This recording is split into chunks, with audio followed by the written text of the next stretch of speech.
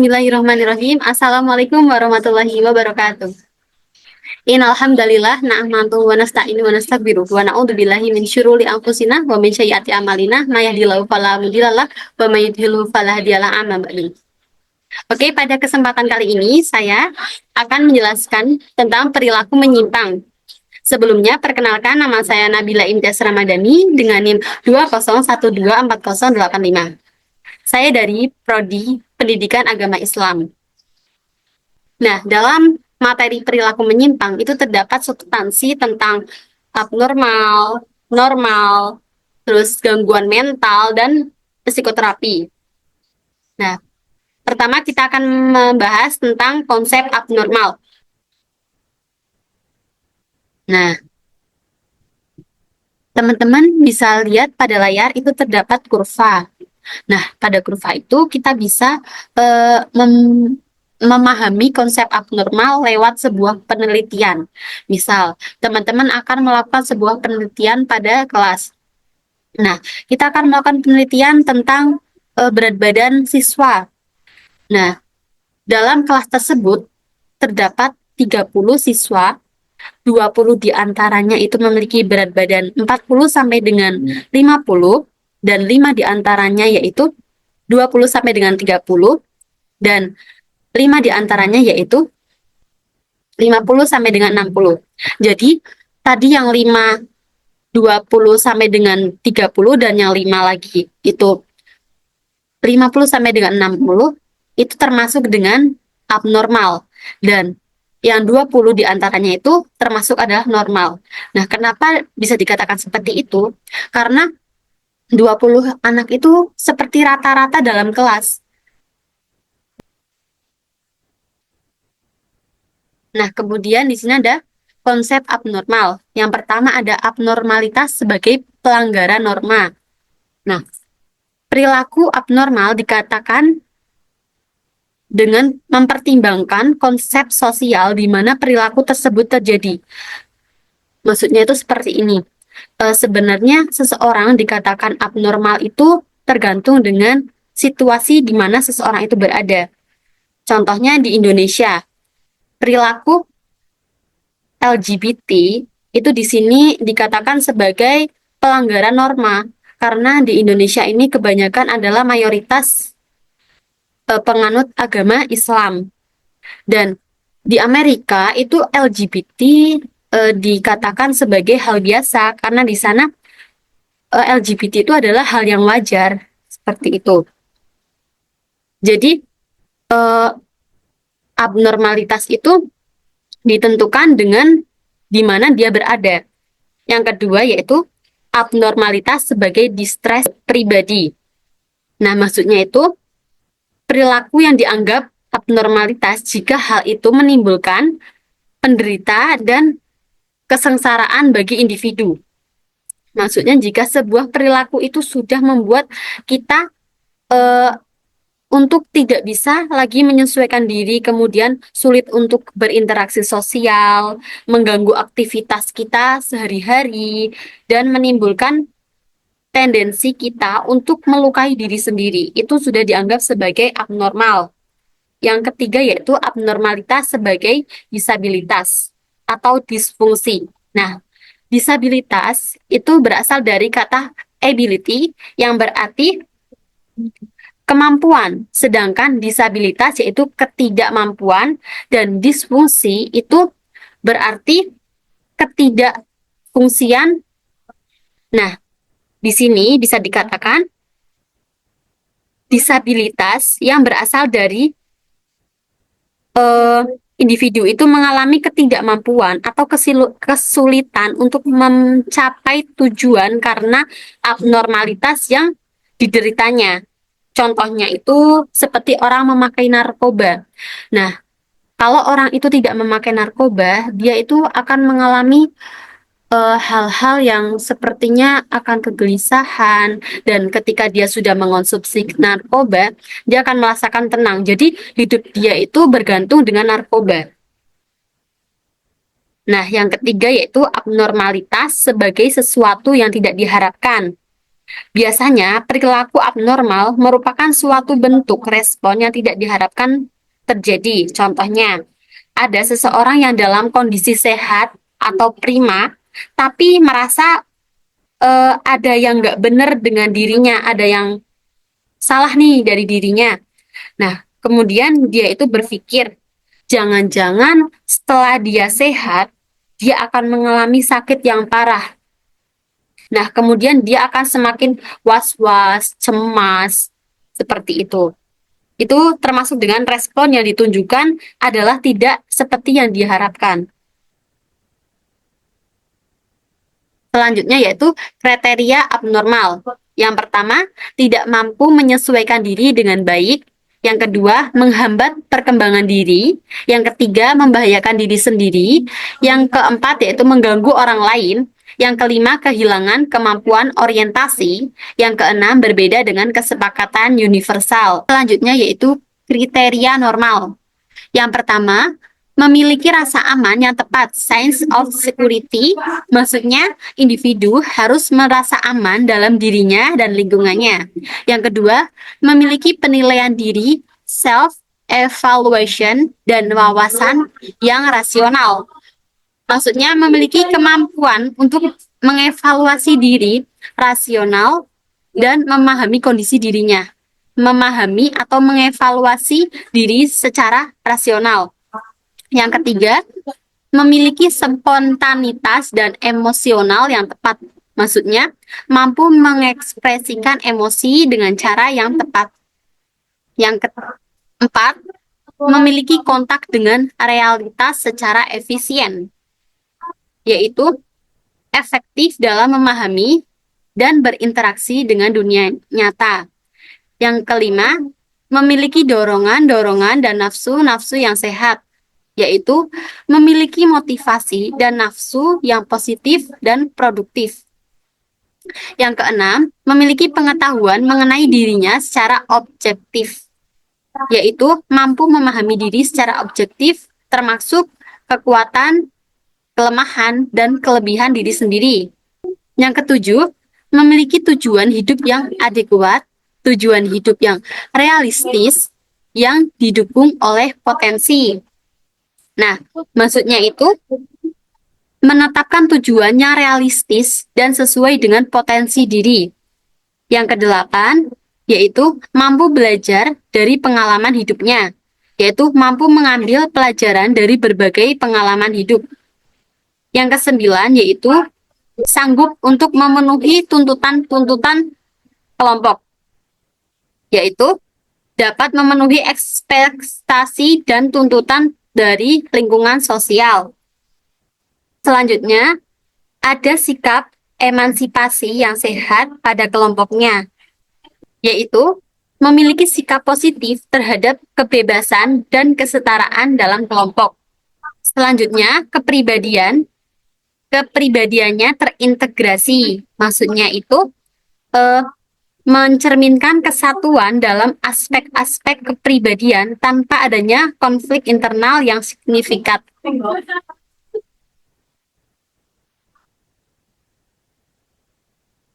Nah, selanjutnya yaitu faktor-faktor penyebab gangguan mental. Nah, faktor-faktor gangguan mental itu disebabkan oleh dua faktor. Yang pertama, faktor biologis yang meliputi gangguan pada fungsi sel saraf otak, kelainan bawaan atau cedera pada otak. Kemudian ada infeksi, misalnya akibat bakteri Streptococcus.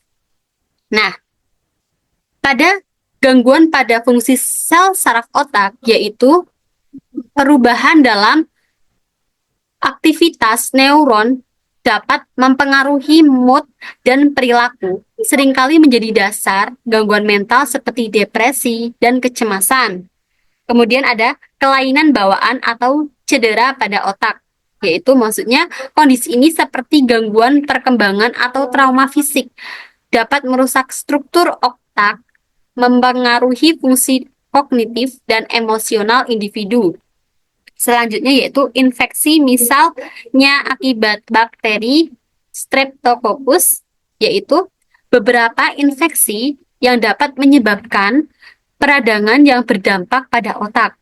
Nah, berpotensi memicu atau memperburuk gangguan mental, seperti dalam kasus sindrom pasca streptococcus. Nah, selanjutnya yaitu faktor psikologis. Yang pertama itu ada peristiwa traumatik seperti kekerasan dan pelecehan seksual, yaitu trauma emosional ini dapat mempengaruhi cara individu memproses informasi dan bereaksi terhadap stres, meningkatkan resiko gangguan mental. Selanjutnya yaitu kurang mampu bergaul dengan orang lain, yaitu isolasi sosial dapat memperburuk perasaan cemas dan depresi, menciptakan siklus negatif yang sulit diputus, di mana individu merasa semakin terasingkan. Yang ketiga yaitu perasaan rendah diri, tidak mampu marah atau kesepian, yaitu maksudnya emosi negatif ini dapat mengganggu kesejahteraan mental dan menciptakan pola pikir yang merugikan, seringkali memperarah masalah yang ada atau memperkeruh masalah yang ada. Oke, selanjutnya yaitu klasifikasi gangguan mental.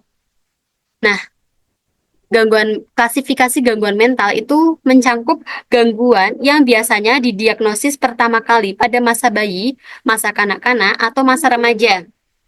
Nah, ini mencakup gangguan yang muncul sejak usia dini seperti autisme dan ADHD yang bisa berdampak pada perkembangan sosial dan akademis anak. Selanjutnya ada delirium, demensia, dan amnestik, dan gangguan kognitif lainnya. Gangguan ini berhubungan dengan penurunan fungsi kognitif seringkali terkait dengan usia atau kondisi medis yang dapat mempengaruhi kemampuan sehari-hari dan kualitas hidup. Selanjutnya yaitu gangguan mental disebabkan oleh kondisi medis umum yang tidak diklasifikasikan pada yang lain. Yaitu gangguan ini muncul akibat penyakit fisik seperti gangguan tiroid yang menunjukkan interaksi kompleks antara kesehatan mental dan fisik. Selanjutnya yaitu gangguan yang berhubungan dengan penggunaan zat.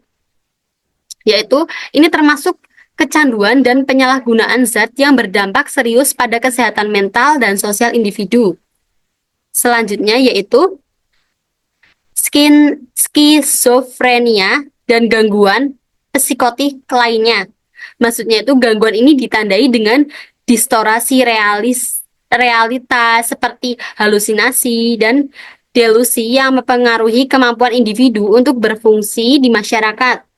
Selanjutnya yaitu gangguan mood, perasaan, meliputi depresi dan bipolar yang berfokus pada perhubungan suasana hati, perubahan suasana hati yang ekstrim dan dapat menyebabkan kesulitan emosional yang signifikan.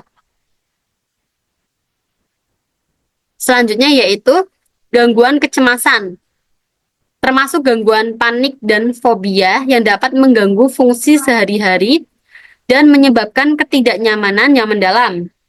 Selanjutnya yaitu gangguan somatoform, yang mengacu pada kondisi di mana gejala fisik tidak dapat dijelaskan oleh penyakit medis, yang menunjukkan dampak psikologis yang kuat pada tubuh. Selanjutnya ada gangguan buatan, factious. Individu dengan gangguan ini berpura-pura sakit dan untuk mendapatkan perhatian, mencerminkan kebutuhan psikologis yang mendalam. Selanjutnya yaitu gangguan disosiatif, yaitu termasuk kondisi seperti amnesia, disosiatif, dan depersonalisasi di mana individu merasa terpisah dari identitas atau pengalaman mereka. Yang selanjutnya yaitu gangguan seksual dan identitas gender, yaitu menggambarkan tantangan terkait orientasi seksual dan identitas gender yang seringkali disertai stigma dan kesulitan sosial. Selanjutnya yaitu gangguan makan, termasuk anoreksia dan bulimia yang menunjukkan hubungan kompleks antara kesehatan mental, citra tubuh, dan perilaku makan. Selanjutnya, gangguan tidur. Gangguan seperti insomnia dan narkolepsi yang dapat mempengaruhi kesehatan mental dan fisik secara keseluruhan. Selanjutnya yaitu gangguan kontrol impuls yang tidak terklasifikasi, menunjukkan kesulitan dalam mengendalikan perilaku impuls, seringkali mengarah pada konsekuensi negatif. Selanjutnya yaitu gangguan penyesuaian, perubahan hidup yang signifikan yang dapat menciptakan tantangan dalam beradaptasi. Selanjutnya yaitu gangguan kepribadian, yaitu karakteristik pola perilaku dan pemikiran yang menyimpang dari norma seringkali mempengaruhi hubungan interpersonal dan fungsi sosial. Oke, selanjutnya yaitu jenis-jenis psikoterapi. Yang pertama yaitu terapi perilaku kognitif, yaitu terapi yang bertujuan untuk mengevaluasi dan mengubah pola pikir, perilaku, dan emosional yang menjadi penyebab dari masalah kesehatan mental pasien. Terapis akan merespon emosi tersebut dan mengarahkan pasien untuk menciptakan perilaku yang positif dan efektif dalam menghadapi masalah. Yang kedua yaitu terapi psikoanalitik dan psikodinamik, yaitu bertujuan untuk mencari tahu kejadian atau pikiran negatif yang mengarah perilaku pasien. Terapis akan melakukan anamnesis wawancara medis dengan pasien untuk mengetahui hal-hal yang memicu pikiran negatif, lalu membimbing pasien untuk mengubah pikiran agar lebih siap dalam menghadapi masalah. Selanjutnya yaitu terapi interpersonal yang dilakukan dengan memadu pasien untuk menilai cara mereka dalam berhubungan dengan orang lain. Terapi ini bertujuan untuk meningkatkan keterampilan berkomunikasi yang sehat dan kemampuan dalam menyelesaikan masalah. Selanjutnya, terapi keluarga, yaitu bertujuan atau ditunjukkan bagi pasien yang memiliki gangguan psikologis yang berkaitan dengan keluarga. Terapi ini tidak hanya melibatkan pasien, namun anggota keluarga dengan tujuan yang untuk mengatasi masalah bersama keluarga dan memperbaiki hubungan antar keluarga. Selanjutnya itu hipnoterapi. Bertujuan untuk membantu mengendalikan perilaku dan emosi pasien dengan memasuki alam bawah sadar untuk memperbaiki sugesti-sugesti tertentu. Hipnoterapi menggunakan metode hipnotis yang membuat pasien fokus dan merasa rileks selama prosedurnya sehingga perilaku negatif di masa lalu dapat dikendalikan. Selanjutnya yaitu psikoterapi suportif, yaitu ditunjukkan bagi pasien yang ingin mengembangkan kemampuan dalam mengatasi stres dan masalah di masa depan.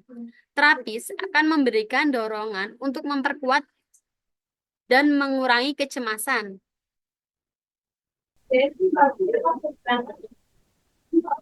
Selanjutnya yaitu terapi penerimaan dan komitmen. Terapi penerimaan dan komitmen itu bertujuan untuk membantu pasien menyadari dan menerima perasaan serta emosi mereka. Hal ini dilakukan untuk menghentikan kebiasaan menyangkal atau denial. Kemudian pasien akan diarahkan untuk menerima dan berkomitmen dalam mengubah pola pikir dan emosinya. Yang terakhir yaitu terapi perilaku dialektis, bertujuan untuk membimbing pasien dalam mengatur emosi dan menerapkan perilaku positif dalam menangani stres. Terapi ini bisa ditunjukkan untuk penderita dengan PTSD dan eating disorder. Oke, sekian dari saya. Wassalamualaikum warahmatullahi wabarakatuh.